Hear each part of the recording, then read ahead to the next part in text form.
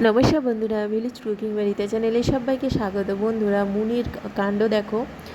মানে মুনি ওই একটা কি পেন্সিলে সামনেটা কি উল লাগিয়েছে, ওইটা কি তুলির কাজ করবে, সেটাকে রং মাখিয়েছে আমার মেয়ে একটা লম্বা লাঠির মধ্যে।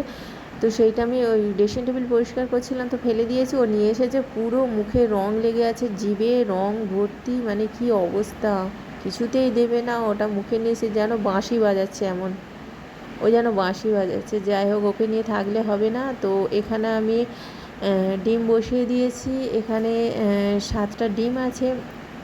তো 5জন লোক লেগেছে, তারা বলেছে আমরা ভাত খাবো, রোজ মুড়ি খাই, আজকে আমরা ভাত খাবো। তো ব্যাস, সেই সময় আবার সিলিন্ডার মানে গ্যাস শেষ, আবার দুটো করে। তো একটা আবার সিলিন্ডার ছিল, সেটা লাগাচ্ছি। হঠাৎ দেখি সিলিন্ডারের প্যাঁচটা মানে খোলা, মানে ওটা দিয়ে মানে কোনো গ্যাস মানে পাইপ দিয়ে বের করেছে, ঠিক জানি না। এরকম নয়, অনেক দিন ধরে দেখছি সিলিন্ডার মানে খুব তাড়াতাড়ি গ্যাস শেষ হয়ে যাচ্ছে, মানে 10 দিনের মতো গ্যাস আগে শেষ হয়ে যাচ্ছে।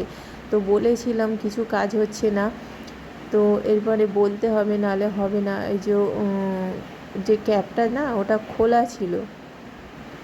ঠিক আছে, তো যাই হোক, এটা তো আমাকে লাগিয়ে তাড়াতাড়ি রান্না করতে হবে। তারা 1টা 1:30টার মধ্যে ভাত খাবে। তো এবার আমি অনেক জামা কাপড়ও ভিজিয়েছি কাচবো বলে। হঠাৎ এসে বলছে বৌদি আজকে ভাত খাবো। তো কি করব, এবার খাবে বলেছে, নাও বলতে পারছি না। তো সেই জন্য আমি কি করলাম, আমি বলি না, সিম্পলের ওপর করব, তাড়াতাড়ি হয়েও যাবে। তো এখানে ডিম আলুর ঝোল করব। প্রথমে আলুগুলো আমি লবণ হলুদ দিয়ে তেলের মধ্যে ভেজে নেব, আর ডিমগুলোকে সেদ্ধ করে নিয়েছি ছাড়িয়ে।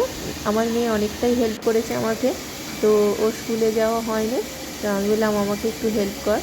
তো ডিমগুলোকে ছাড়িয়ে ও লবণ হলুদ মাখিয়েছে, আর স্পুন দিয়ে কাঁটা চামচ দিয়ে ডিমগুলোকে একটু একটু করে ফুটো ফুটো করে নেওয়া হয়েছে, মশলাটা ঢুকবে।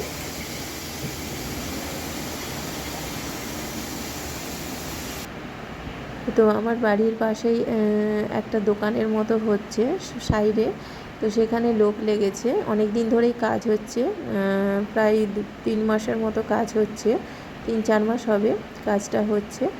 তো তো শরীরটাও ভালো ছিল না, কিন্তু তবু ওরা বলেছে খাবো বলেছে, এবার নাও বলতে পারছি না। তো আমি যাই হোক, যা পারবো করব।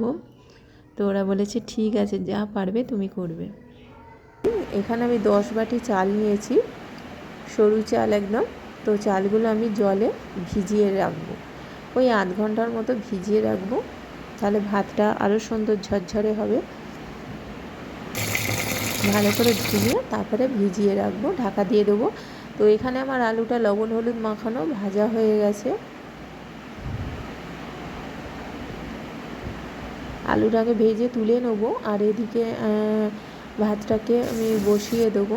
তো ডিমটা ভাজা হয়ে গেছে, এখানে ভাতটা বসিয়ে দিয়েছি।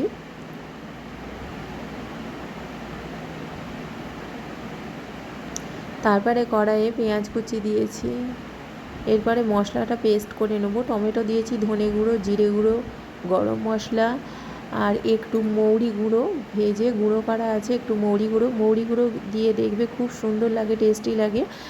আর আছে লঙ্কা গুঁড়ো, এরা প্রচণ্ড ঝাল। লবণ, আর পেস্ট করা মশলা, আদা রসুন পেঁয়াজ, একটু গোটা পেঁয়াজ দিয়েছি, আর একটু বাকি পেস্ট করে নিয়েছি। তো মশলাটা দিয়ে ভালো করে কষিয়ে জল ঢেলে দিয়েছি। তারপরে আলুগুলো দিয়ে মশলাটা কষিয়ে জল ঢেলে দিয়েছি, ঢাকা দিয়েছিলাম। আলুটা প্রায় সেদ্ধ হয়ে গেছে। তো এরপর আমি ডিমগুলো আস্তে আস্তে দিয়ে দেবো।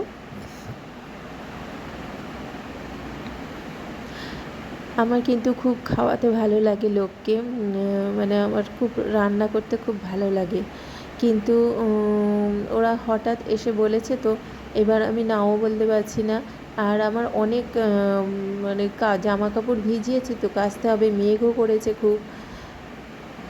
তো এখানে ভাতটা একটু বেশি হয়ে গেছে, তো একটা জায়গায় আমি তুলে নেবো, নাহলে ভাতটা ভালো করে ফুটবে না, ফুটতে হবে ভাতটা। তো এরপরে ডিমের ঝোল হয়ে গেছে, এরপরে আমি পটলটাকে ভেজে নেব। এখানে পটল আলু কুমড়ো বেগুন দিয়ে একটা তরকারি করব। তো পটলটা বেশ লাল লাল করে ভাজা হয়ে গেছে। এরপরে কড়াইয়ে পাঁচফোড়ন দিয়েছে, এটা আমার মেয়েই করছে। লাল লাল ডিমের ঝোল হয়ে গেছে, এরা প্রচণ্ড ঝাল খায় সেজন্য লাল করে করেছি। কড়াতে একটু তেল দিয়ে পাঁচফোড়ন দিয়ে আর সবজিটা তুলে দিয়ে, তো ও তো জানেই না কিছু, এমন পাঁচফোড়ন দিয়েছে, মানে পাঁচফোড়ন মানে এক মুঠো পাঁচফোড়ন তেলের মধ্যে দিয়ে দিয়েছে। তারপরে আমাকে দেখাচ্ছে, বলছে মা দেখো এই যে এটা দিয়েছে, আমি ওকে বলেছিলাম পাঁচফোড়ন দিতে, কিন্তু ও এক মুঠো পাঁচফোড়ন দিয়ে দিয়েছে। তো সেখান থেকে আবার কমিয়ে নিলাম, অল্প পরিমাণে দিয়ে সবজিগুলো তুলে দিয়েছি। দিয়ে বেশ লবণ দিয়ে একটু ভাজা ভাজা হয়ে গেছে। তো এরপর আমি মশলাটা কষিয়ে নেবো। আদা, রসুন, পেঁয়াজ, টমেটো, লঙ্কা গুঁড়ো, হলুদ গুঁড়ো, ধনে গুঁড়ো, জিরে গুঁড়ো, সব মশলাগুলো ভালো করে কষিয়ে নেবো। ডিমের ঝোলের যে মশলাটা পেস্ট করেছিলাম ওখান থেকে একটু রেখে দিয়েছিলাম, একটু গরম মশলার গুঁড়ো দিচ্ছি, দিয়ে মশলাটাকে কষিয়ে কুমড়ো, আলু, টমেটো, বেগুন সব দিয়ে দেবো। পটলটা পরে দেবো। তো এরপরে পটলটা দিয়ে মশলাটাকে ভালো করে কষিয়ে নিচ্ছি, নিয়ে জল দেবো। খুব বেশি জল দেবো না, এটা একটু বেশ মাখো মাখো টাইপের হবে।